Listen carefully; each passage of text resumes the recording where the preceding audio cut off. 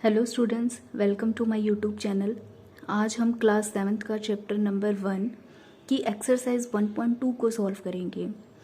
1.2 के question number first में क्या बोला गया है? Write down a pair of integers whose sum is -7। कि हमें एक ऐसा पेयर ढूंढना है इंटीजर्स का जिसका सम क्या है -7। तो अब यहाँ पे हमें क्या करना पड़ेगा कि एक ऐसा इंटीजर्स ढूंढना पड़ेगा। मीन्स वो इंटीजर हमारा पॉजिटिव इंटीजर भी हो सकता है, नेगेटिव इंटीजर भी हो सकता है। यानी कि ऐसा पेयर ढूंढना है कि हमारे पास सम करने पे उन इंटीजर्स का आंसर जो है वो -7 आ जाए। तो हम कोई भी दो इंटीजर्स ले लेते हैं। सबसे पहले हम अगर एक इंटीजर्स लेते हैं -5 और दूसरा लेते हैं -2। अब हमें क्या बोला गया है कि इनका सम क्या है? -7। सम मीन्स इनके बीच में हम प्लस का साइन लगा सकते हैं और यहाँ पे क्या आ जाएगा? ब्रैकेट का साइन। तो अगर हमारे पास एक इंटीजर -5 है, दूसरा इंटीजर -2 है और हमें क्या करना है? सम। तो रूल के अकॉर्डिंग, इंटीजर्स के रूल के अकॉर्डिंग क्या होता है कि प्लस माइनस माइनस हो जाता है, यानी कि -5 -2। अब यहाँ से क्या होगा? माइनस माइनस क्या होता है? प्लस होता है। प्लस होता है बट जो साइन आता है वो बड़े नंबर के अकॉर्डिंग आता है। तो माइनस माइनस प्लस हो जाएगा, यानी कि 5 और 2 क्या बनाएगा? 7। और माइनस माइनस प्लस के अकॉर्डिंग साइन हम बड़े नंबर का देखेंगे। तो 5 के आगे साइन क्या है? माइनस का। तो यानी कि इसकी वैल्यू हमारी क्या आ गई? -7। तो हमें आंसर में यही चाहिए था कि हमें एक ऐसे दो इंटीजर ढूंढ के दिखाने हैं कि जिसका जो सम है वो -7 आ जाए। इसी तरह हम कोई और भी ले सकते हैं। यहाँ पे तो सिर्फ एक ही पेयर ऑफ इंटीजर पूछा था कि जिसका सम क्या आ जाए? -7। हम यानी कि पर्सन टू पर्सन ये अलग अलग भी हो सकते हैं कि अगर हमने -5 और -2 लिया है तो कुछ और नंबर लेके उसका सम करके आंसर क्या बता दे? -7। तो ऐसे ही एक और नंबर भी हम ले सकते हैं। एक हमने ले लिया -4, फिर उसके बाद दूसरा हम ले लेते हैं -3। दोनों को अगर हम ऐड करेंगे तो यहाँ पे फिर वही ब्रैकेट आ जाएगा। तो प्लस माइनस क्या होता है? माइनस। तो -4 -3। अब यहाँ पे भी वही सेम प्रोसीजर होगा। माइनस माइनस क्या होता है? प्लस होता है। और यहाँ से 4 + 3 7 आएगा और साइन जो है वो बड़े नंबर के आगे जो साइन है यानी कि वो माइनस का साइन है, तो यहाँ पे क्या जाएगा? माइनस। तो इस तरह से हमने यहाँ पे दो पेयर ऑफ इंटीजर ढूंढने हैं। इसी तरह हम 3 भी निकाल सकते हैं, बट यहाँ पे सिंगल एक 1 ही पूछा हुआ था। तो यानी कि इसका आंसर ये भी हो सकता है -5 एंड -2, और एक आंसर -4 एंड -3 भी हो सकता है। ऐसे हम कुछ और भी अलग अलग निकाल सकते हैं। नेक्स्ट हमारे पास पूछा गया है कि जो ऐसा पेयर ऑफ इंटीजर्स बताओ जिसका डिफरेंस -10 हो, यानी कि माइनस करने पे दो इंटीजर्स की वैल्यू जो है वो -10 आनी चाहिए। अब वो इंटीजर्स हम कुछ भी ले सकते हैं। अगर मैं एक इंटीजर ले लेती हूँ -15 और दूसरा ले लेती हूँ -5, तो अगर हम इन दोनों को माइनस करें, डिफरेंस निकालें, तो यहाँ पे साइन माइनस का लगा देते हैं। अब यहाँ पे क्या अप्लाई होगा? ब्रैकेट का साइन अप्लाई हो जाएगा। यानी कि यहाँ से हमारे पास फिर वही बेसिक रूल के अकॉर्डिंग माइनस माइनस क्या होता है? प्लस। तो -15 + 5 हो जाएगा। माइनस प्लस क्या होता है? माइनस। यानी कि 15 में से हम 5 माइनस करेंगे तो वैल्यू हमारी 10 आएगी। और बड़े नंबर के आगे साइन क्या है? माइनस का। तो यानी कि वैल्यू क्या आ जाएगी? -10 आ जाएगी। इस तरह से डिफरेंस क्या आ गया? -10। ऐसे ही कोई और नंबर ले लेते हैं। एक ले लेते हैं -10 और दूसरा ले लेते हैं 0। दोनों को हमें माइनस करके दिखाना है। तो अब 0 में हम कुछ भी माइनस करें या प्लस करें वही नंबर आता है, यानी कि -10 ही आ जाएगा इसका आंसर। तो यानी कि यहाँ पे हमने जो दो पेयर ऑफ इंटीजर्स ढूंढे, एक हमारा ये हो गया -15 एंड -5, और दूसरा यहाँ से क्या हो सकता है? -10 एंड 0। तो इस तरह से हमने पेयर ऑफ इंटीजर्स निकाले। फर्स्ट पार्ट में हमने सम निकाला था और सेकंड पार्ट में हमने डिफरेंस निकाला। तो ऐसे ही कुछ और भी पेयर बनाकर हम इनका डिफरेंस -10 निकाल सकते हैं। इसी तरह क्वेश्चन नंबर सी में ये बोला गया है कि ऐसा पेयर ऑफ इंटीजर ढूंढ के दिखाओ कि जिसका सम 0 आ जाए। अब 0 में यानी कि हमें क्या करना पड़ेगा कि 0 के लिए हमें ऐसा पेयर ऑफ इंटीजर ढूंढना पड़ेगा कि एक पॉजिटिव इंटीजर हो और एक नेगेटिव इंटीजर हो। तो अगर मैं एक इंटीजर -5 ले लेती हूँ और दूसरा हम 5 ले लेते हैं, निकालना क्या है? सम। तो हम इसके बीच में साइन के अप्लाई कर देंगे प्लस का। तो यहाँ से क्या आ जाएगा? माइनस प्लस, फिर वही माइनस होता है और 5 में 5 माइनस करेंगे तो 0 वैल्यू आ जाएगी। ऐसे ही कुछ और भी ले सकते हैं। एक 3 ले लेते हैं और एक -3 ले लेते हैं। साइन अप्लाई कर देते हैं हम प्लस का। तो फिर वही हो जाएगा कि प्लस माइनस माइनस, तो 3 - 3, यानी कि हमारे पास आंसर क्या आ जाएगा? 0 आ जाएगा। तो इस तरह से हमने ऐसे पेयर ऑफ इंटीजर ढूंढने जिनका सम क्या आ गया, 0 आ गया।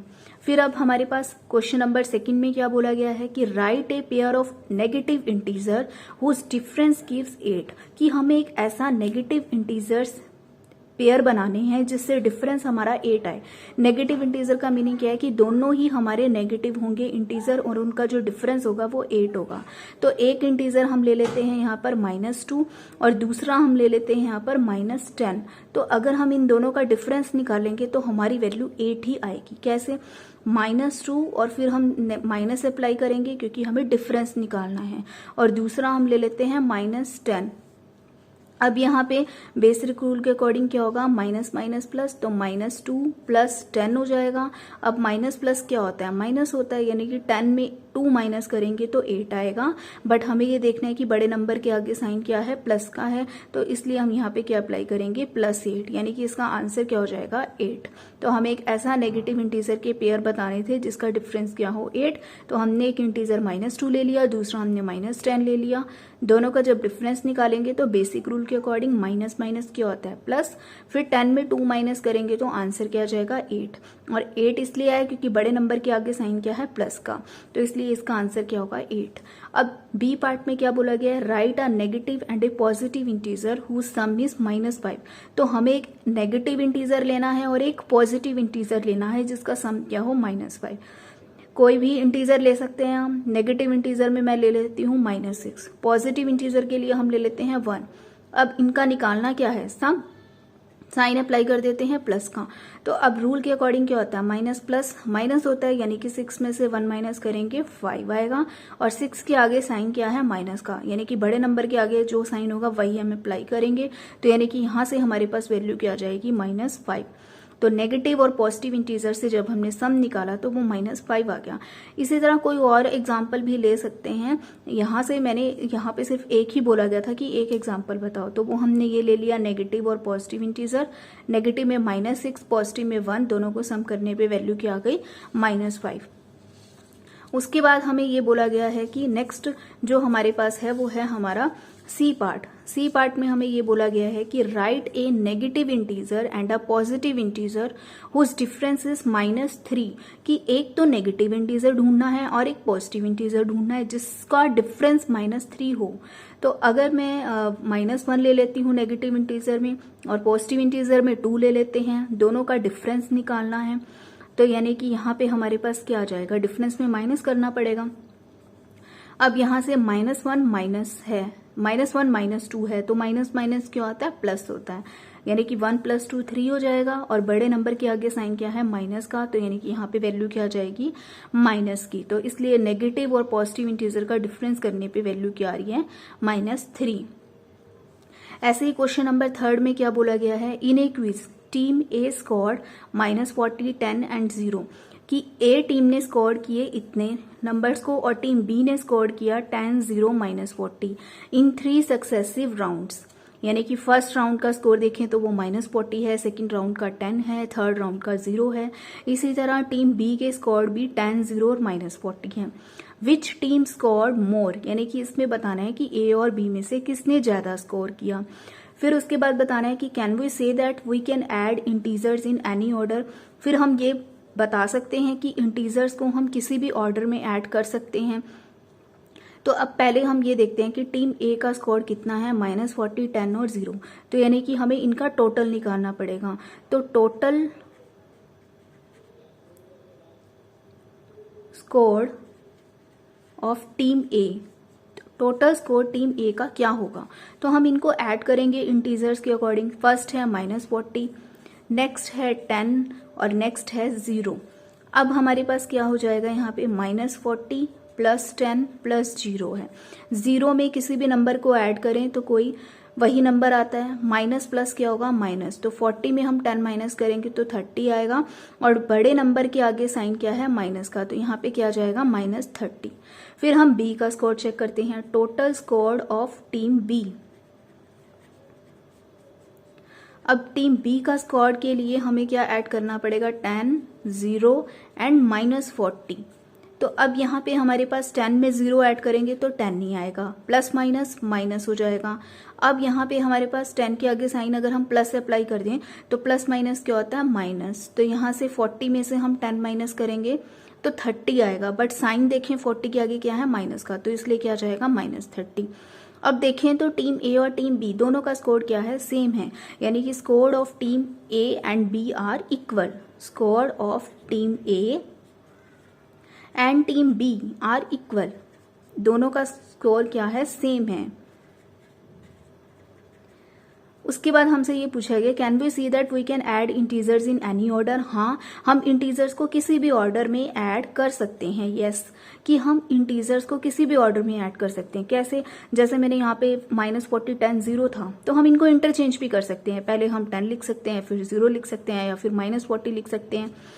या ऐड करना, ऐड के टाइम हम क्या कर सकते हैं, पहले यानी कि हम पहले इन दोनों को भी ऐड कर सकते थे। -40 + 10 है, तो यहाँ से माइनस प्लस माइनस के अकॉर्डिंग 40 में 10 माइनस करेंगे 30 आएगा, फिर उसमें हम 0 ऐड कर देते। तो यानी कि हम किसी भी ऑर्डर में इंटीजर्स को ऐड कर सकते हैं, आंसर वही ही आएगा, आंसर पे कोई इफेक्ट नहीं पड़ेगा। उसके बाद हम क्वेश्चन नंबर 4 करते हैं। क्वेश्चन नंबर 4 में क्या बोला गया है, filling in the blanks to make the following statements true. हमें क्या करना है कि इन ब्लैंक्स को फिल करना है। ब्लैंक्स को फिल करने के लिए फर्स्ट पार्ट में क्या बोला गया, -5 + -8 इक्वल टू -8 + -5। यानी कि यहाँ पे देखो फर्स्ट पार्ट में जो लेफ्ट हैंड साइड है उसमें यहाँ पे -5 है, यहाँ पर -8 है, साइन प्लस का अप्लाई कर रखा है। राइट हैंड साइड में यहाँ -8 है, साइन प्लस का है। तो यहाँ पे हम क्या लिख सकते हैं कि दोनों वैल्यू सेम हो जाए। तो सेम के लिए हम क्या कर सकते हैं, यहाँ पर हम क्या कर सकते हैं, -5 अप्लाई कर सकते हैं।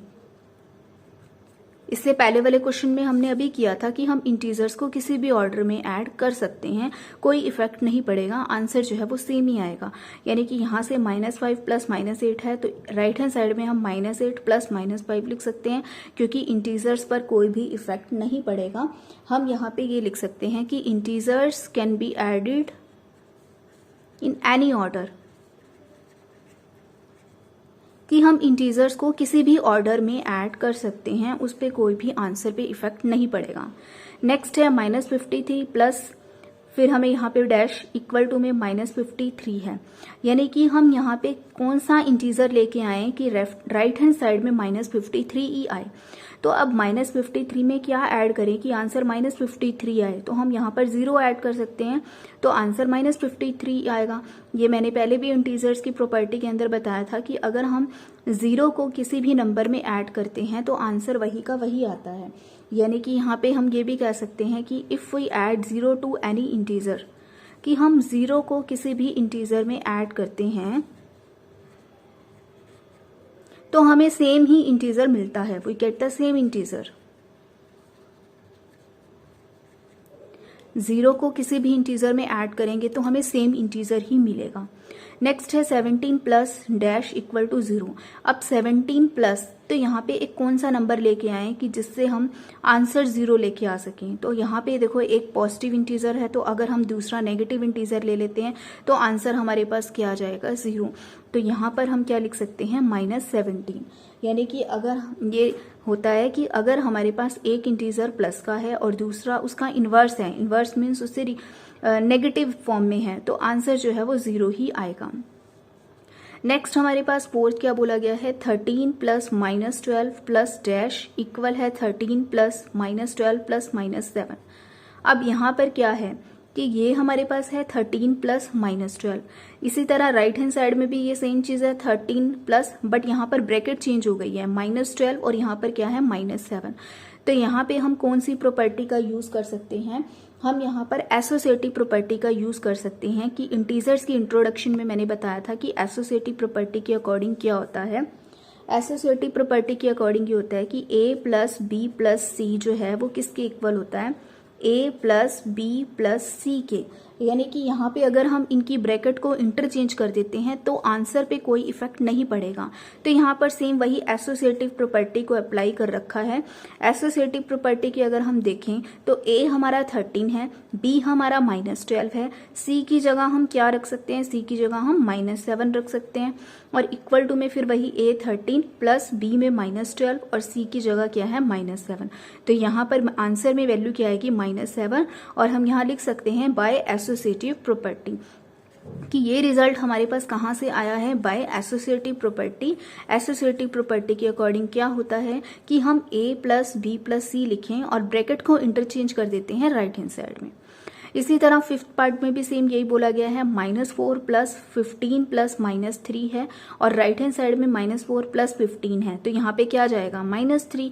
एसोसिएटिव प्रॉपर्टी के अकॉर्डिंग यहाँ पर हमारे पास वही सेम रूल अप्लाई कर रखा है कि a प्लस बी प्लस सी पे ब्रैकेट अप्लाई कर रखी है, यानी कि राइट हैंड साइड की टर्म को अप्लाई कर रखा है, और इक्वल टू में हमारे पास क्या है left hand side a plus b यानी कि -4 प्लस 15 है। तो आंसर में नेक्स्ट हमारे पास क्या आएगा c, तो c की वैल्यू यहाँ से हम ले सकते हैं -3। तो यानी कि यहाँ पे आंसर में हमारे पास रिजल्ट क्या आएगा -3। तो यहाँ पे भी हम यही लिख सकते हैं कि बाय एसोसिएटिव प्रॉपर्टी से ये रिजल्ट में जो आंसर है वो हमारे पास -3 आ रहा है। तो इस तरह से हमने एक्सरसाइज 1.2 के क्वेश्चंस को सॉल्व किया। होपफुली ये वीडियो आपको अच्छी लगी होगी। प्लीज़ मेरे चैनल को लाइक, शेयर एंड सब्सक्राइब कीजिए और बेल आइकन को प्रेस कीजिए जिससे आपको नई वीडियो की नोटिफिकेशंस मिलती रहें।